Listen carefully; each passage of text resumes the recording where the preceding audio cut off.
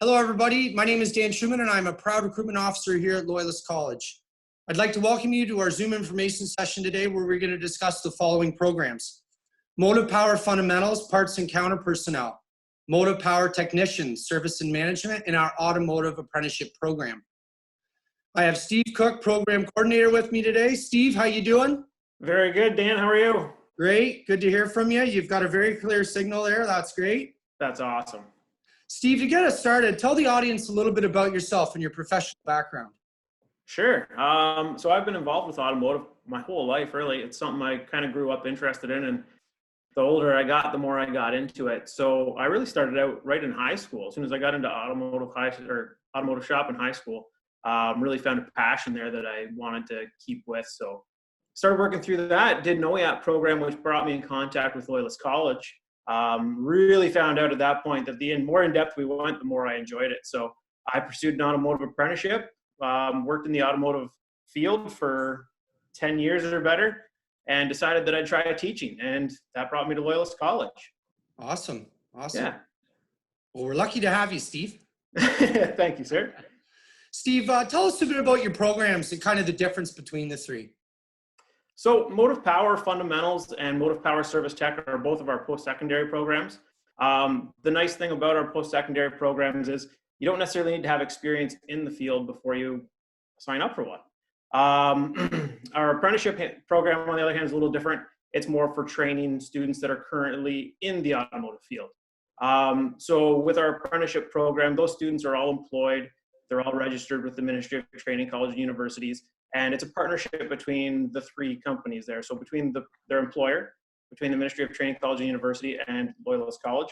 And basically what we're doing is trying to train that student to become a licensed automotive technician.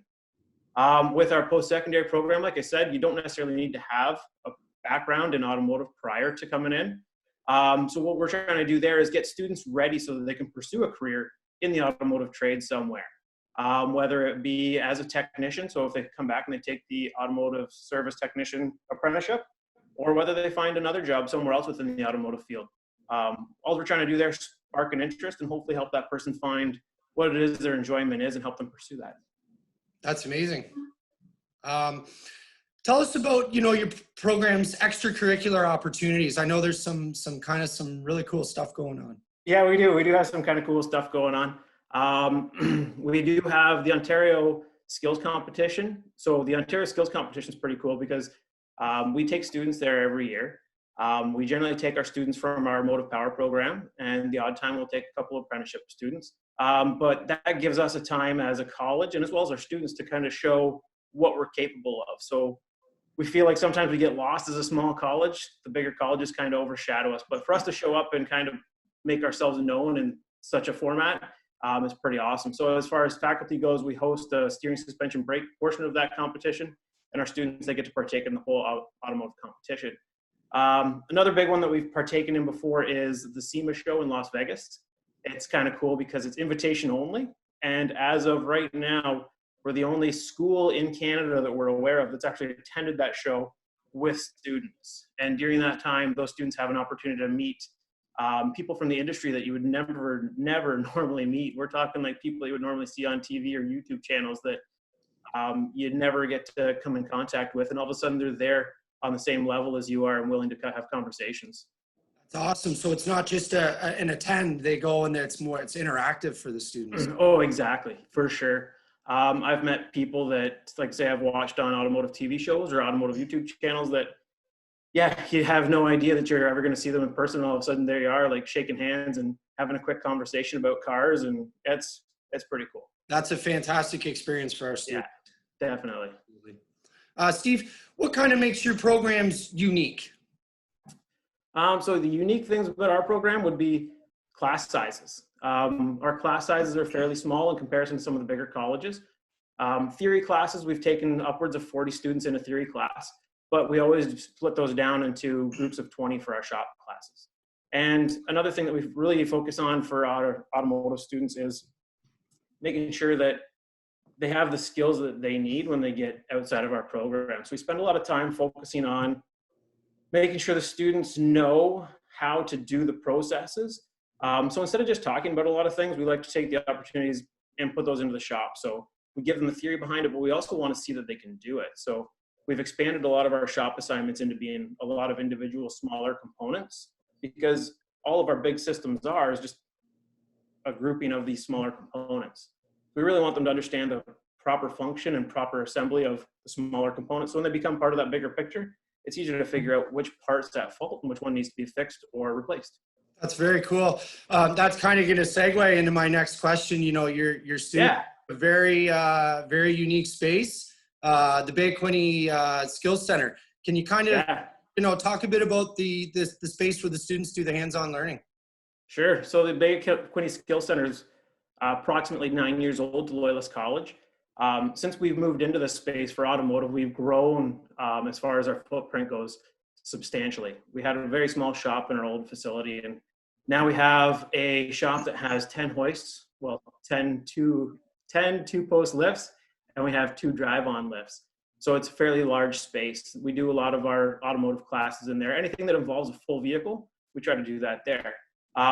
Where this kind of introed nice was the use of our space. We found out that having full vehicles is great for a lot of lessons.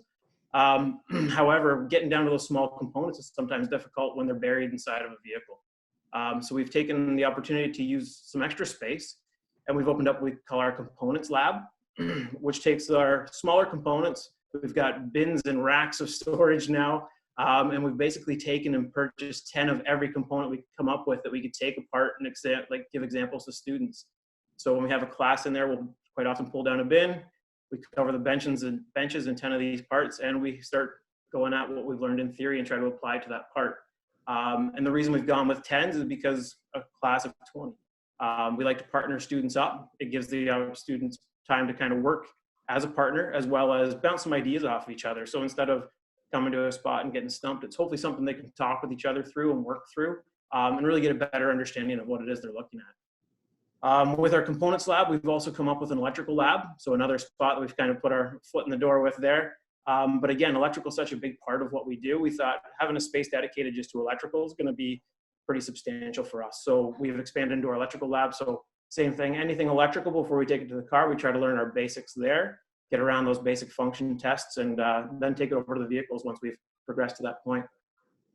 That's amazing. I know, Steve, when I do tours at the college, we always go through the Bay Quinte Skills Center, and we look through the windows into the automotive shop, and even people that are not remotely, interested in the automotive program, other programs. It's definitely something to see. It's an amazing. It's massive. We're very proud of our space where we are. We like showing it off as well. It's an amazing space. Steve, many of your graduates are very successful. Can you share some of their, success stories and where they're at now? Sure. So I kind of keep in contact with a few of our students after they leave.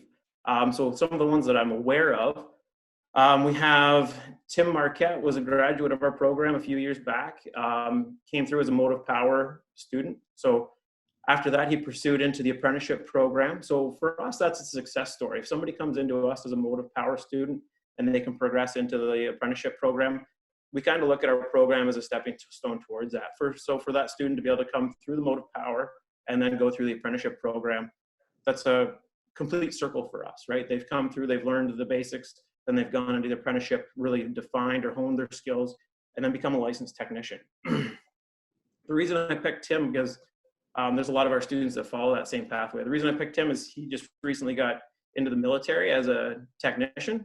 So for him to take that whole pathway and then turn that into a military automotive or service technician there, he's got a lot of advanced standing when he came into the military for what his background is. So pretty neat to see him take that pathway.